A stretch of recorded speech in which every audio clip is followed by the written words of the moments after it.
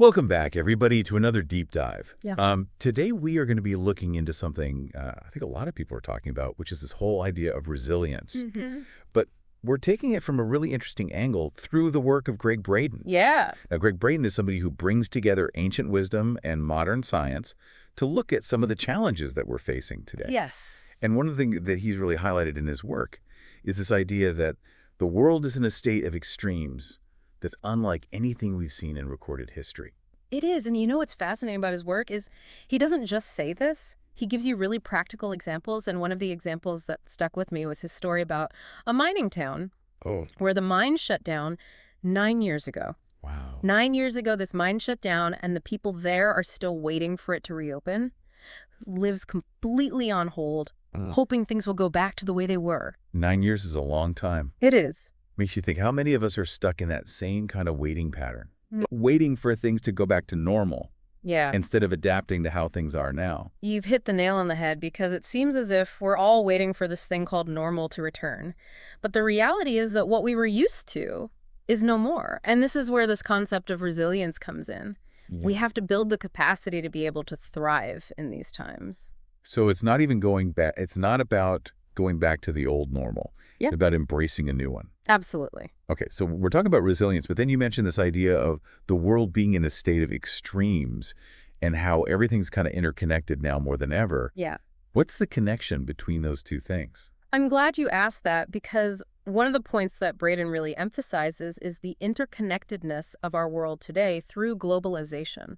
We are sharing not just culture and technology, but global challenges. Right. Things like climate change and economic shifts. No. And these things impact everyone, whether we realize it or not. So even if we feel like we're living in our own little bubble, we're actually part of this much bigger system. We are all connected. Okay, but how does that tie into resilience then? Well, Braden argues that the biggest crisis we face today isn't actually any of these individual challenges, Okay. but a crisis of thinking. A crisis of thinking. That's right. We're trying to solve new problems with old ways of thinking. I see. So our thinking hasn't quite caught up yet. It hasn't. He has this thing he calls the pyramid of thinking. And in this pyramid, he lays out 6 key questions. Questions about where life comes from, the nature of reality, our place in the universe. You know, the big questions. The big questions, yeah. And for centuries, science has given us one set of answers to those questions. Okay, so we've been operating off of a certain set of assumptions about the world, Yeah, for a very long time. but now new discoveries are challenging those answers. Exactly. Is that what he's saying? That's what he's saying. And this is where the idea of resilience comes in. Because if we're clinging to outdated beliefs that no longer serve us, it makes it much harder to adapt and thrive in a changing world. So we're kind of stuck in these old patterns of thinking, Yes, and that's actually preventing us from being as resilient as we could be. absolutely.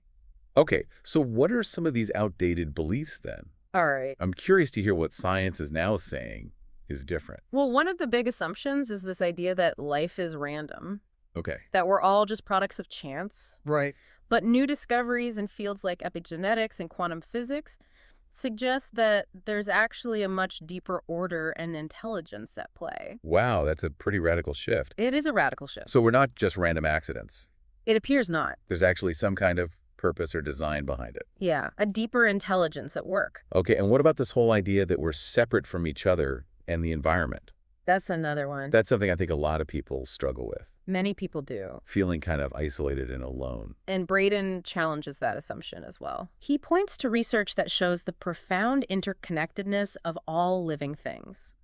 You know, for example, did you know that trees in a forest actually communicate and support each other through these underground networks of fungi? No, I did not know that. Fascinating, isn't it? It completely changes how you view the natural world. It does. If trees can be connected like that, what does that mean for us as humans? That's the question, isn't it? What if we're not as separate and isolated as we think we are? What if our thoughts, feelings, and actions actually have a ripple effect on the world around us?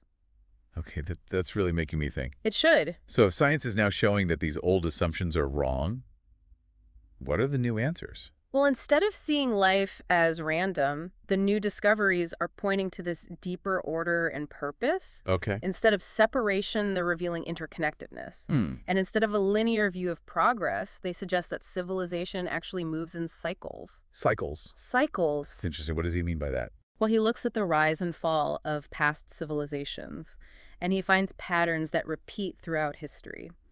And he argues that we're actually in the midst of a major cycle shift right now, which is why the world feels so turbulent. So it's not just that things are changing, but that we're moving into a whole new era. That's right. That's a bit daunting, It can feel that way. but also exciting at the same time. It's Absolutely. like a whole new chapter is opening up. It is, and that's where Braden's work gets really inspiring because he doesn't just present the problems. Okay. He offers solutions. Good. He says that by understanding these cycles and shifting our thinking, we can actually become more resilient Wait. and navigate these changes with greater ease. All right, I'm hooked. Yeah. Tell me more about these solutions. Sure. What does he suggest we do? So one of the most powerful tools that Braden talks about is something called heart coherence. Heart coherence. Yeah, and he spent years studying these ancient cultures Okay. that have thrived for centuries, often in really challenging environments. Right. And he found that they all had these practices that were focused on the heart. Practices focused on the heart. Like, what kind of things are we talking about here? Things like meditation, chanting, rituals that connect people to each other and to nature. Okay. All of these practices create a state of heart coherence, which basically means that your heart rate is more balanced and your heart is sending out a stronger, more harmonious signal. Okay, so I'm trying to picture this. How does a harmonious heart signal help us become more resilient? Well, think about it this way. When you're stressed or afraid, Yeah. your heart races right. Yeah, definitely. The breathing gets shallow, your thoughts get jumbled. It's like your whole system goes into fight or flight mode. Oh, yeah, I know that feeling all too well. But when your heart is coherent, it's like the opposite happens. Okay. Your body calms down, your mind clears, and you're able to think more rationally and make better decisions. So it's like heart coherence gives you that inner stability, that Yeah. inner clarity, Yeah, well, even when things around you are chaotic. oh, absolutely. And Braden's research shows that heart coherence actually has a measurable impact on our physical health, too. Right. It boosts our immune system, it lowers blood pressure, and it even helps us heal faster from injuries. Wow, that's pretty amazing. It is. So we're not just talking about feeling better emotionally. No. We're talking about actual physical benefits. Yeah, it's a whole system effect. Okay, but how do we actually create this heart coherence? Is this something we can learn to do? Absolutely. It's like learning any new skill, it takes practice. But Braden says that the key is to cultivate positive emotions like gratitude, appreciation, compassion. Okay. These emotions actually shift our heart rhythms into a more coherent state. So it's not about ignoring or suppressing negative emotions. It's about choosing to focus on the positive. Right. It's about intentionally shifting our attention and our energy. Okay. And there are actually specific techniques that can help us do this. Like, what? Give me an example. I'm ready to try this out. One simple technique is called the quick coherence technique. Quick coherence technique. Yeah, you just sit comfortably, close your eyes, and shift your focus to your heart area. Then you imagine breathing in and out through your heart. And you recall a feeling of appreciation or gratitude. So it's like a mini meditation Exactly. focused on the heart. That's it. And even just a few minutes of this can make a big difference. It can. Okay, I'm definitely going to try that. It sounds so simple, yet so powerful. It is. Are there other techniques? There are lots of them. Another one is called the freeze frame technique. Freeze frame. This one's helpful for those moments when you're feeling really stressed or overwhelmed. You basically just freeze the situation in your mind, take a step back, and shift your focus to your heart. Okay. And then you ask yourself, what's the most heart-centered response I can offer right now? So it's about taking a pause Yes. and responding from a place of compassion and wisdom rather than just reacting impulsively. Exactly, and these techniques are just the beginning. Braden says that as we cultivate heart coherence, we actually start to tap into a deeper level of intuition and wisdom. He even suggests that our hearts have their own intelligence. Wait, our hearts have their own intelligence. What does that even mean? Well, we tend to think of intelligence as something that resides solely in the brain, right? Yeah. But Braden points to emerging research that suggests the heart is more than just a pump. It's actually a complex sensory organ that sends information to the brain, influencing our perceptions, our emotions, and even our decision-making. So it's not just about feelings. Our hearts actually have a way of knowing and understanding that goes beyond our rational minds.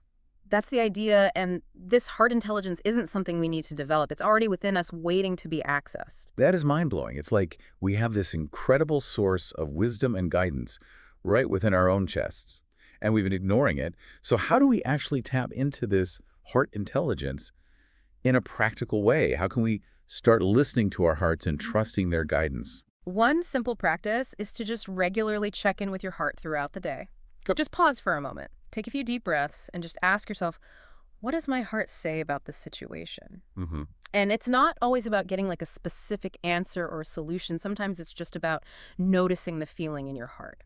Right. Is there a sense of lightness or expansion, or is there a feeling of tightness or constriction? So it's like paying attention to our emotional cues as a way of accessing our heart's wisdom. Exactly. Our emotions are like messengers from the heart, providing these valuable insights and guidance. And as we learn to listen to them, we become more attuned to our inner wisdom and better equipped to make choices that are aligned with our highest good. This is giving me a whole new perspective on resilience. It's not just about, gritting our teeth and pushing through. It's about aligning with our hearts, trusting our intuition, and accessing that wisdom that's already within us. Beautifully said. It's about recognizing that resilience is not something we have to force. It's a natural state of being that emerges when we connect to our hearts and allow them to lead the way. Braden even talks about this concept of multi-sensory body. Multi-sensory body. Yeah, the idea that our bodies are actually designed to live much longer than we typically do in Western cultures. Wait, is he saying that we could potentially live for hundreds of years? He's drawing on the wisdom of ancient cultures, particularly a group called the Essenes, who lived centuries before the time of Jesus, and they believed that our bodies are capable of healing themselves and living for multiple centuries, but that the first 100 years are the most difficult, because that's when we experience the most loss and heartbreak. That makes sense. Loss is definitely a part of life, It is. and it can take a toll on our well-being for sure. And the Essenes believed that if we can learn to resolve the hurt from these losses and free ourselves from the limiting beliefs and emotional patterns that keep us stuck in these cycles of suffering, we can actually unlock our body's innate capacity for healing and longevity. So it's not just about living longer, it's about living healthier and happier lives. Exactly. The Essenes taught that by cultivating inner peace. Practicing forgiveness and living in harmony with nature, we can unlock our body's innate capacity for healing and longevity. And this brings us back to Braden's emphasis on heart coherence. He suggests that as we cultivate heart coherence, we actually enhance our body's ability to heal and regenerate itself. Wow. So there's a direct link between our emotional state and our physical health. That's what the research is suggesting. That's pretty incredible. When we're in a state of heart coherence, our bodies produce these beneficial hormones and neurochemicals that support immune function, reduce inflammation, and promote overall well-being. It's like we're giving our bodies the optimal conditions to thrive and heal. This is truly groundbreaking stuff. It's like we're being given a whole new understanding of the mind-body connection and the power of our emotions to influence our health and longevity. But I have to admit, the idea of living for centuries is a bit mind-boggling. What would we do with all that time? That's a great question. It certainly challenges our current paradigms of time and aging. Perhaps with longer lifespans, we would focus more on personal growth, creativity, and contributing to the well-being of our communities. Imagine the wisdom and experience we could accumulate over centuries. It would completely transform our understanding of what it means to be human. It's fascinating to consider. But for now, let's bring it back to something a bit more manageable. How can we start applying these ideas to our daily lives, even if we're not aiming for a multi-century lifespan? Well, that's where the rubber meets the road, right? Yeah. And the good news is that it doesn't require these drastic changes. It's about making small, intentional shifts in our thinking and our habits. Okay, I like the sound of that, small intentional shifts. What are some examples? Well, think about how you're nourishing your body. Are you eating foods that give you energy and vitality? Are you getting enough sleep? Are you moving your body in ways that feel good? Right, those basic things that we all know we should be doing, but don't always prioritize. Exactly. And it's not about being perfect. It's about making conscious choices that align with your values. And it's also about finding ways to bring more joy and meaning into your life. What activities light you up? What are you passionate about? Make time for those things, even if it's just for a few minutes each day. I think for a lot of people, it feels selfish to prioritize those things, especially when we're so busy and stressed. That's where the resilience piece comes in. When we take care of ourselves, we actually have more energy and capacity to show up for others. It's like filling up your own cup so you can pour from it without running dry. That's a great analogy. So it's not about becoming self-absorbed. It's about recognizing that self-care is essential for well-being and resilience. Exactly. And it's also about cultivating meaningful connections with others, spending time with people who uplift you, who support you, who make you laugh. That's a powerful form of resilience building. Absolutely. There's nothing like having a strong support system to help you through tough times. And remember, it's not about waiting for the perfect conditions to start living a more resilient life. You can start right now, wherever you are, with whatever you have. It's about making small, consistent choices that move you in the direction of greater well-being. That's so encouraging. It feels much less overwhelming when you frame it that way. And don't forget to be patient with yourself. Building resilience is a journey, not a destination. There will be setbacks and challenges along the way, but that's all part of the process. What matters is that you keep coming back to your heart, to your values, to the practices that support you. This has been such an inspiring deep dive. I feel like I've been given a whole new toolkit for navigating life's challenges and creating a more fulfilling and meaningful life. It's been a pleasure exploring these ideas with you. And remember, if you want to delve deeper into Greg Braden's work, you can find links to his books and talks in the show notes. And for our listeners, if you're feeling inspired to cultivate more resilience in your own lives, be sure to visit www.ultimatemasters.org/coaching. They offer a wealth of resources and guidance to support you on your journey. Thanks for joining us on this deep dive. We'll be back again tomorrow with a brand new episode, so be sure to check back then. Until then, remember to take care of yourselves and each other.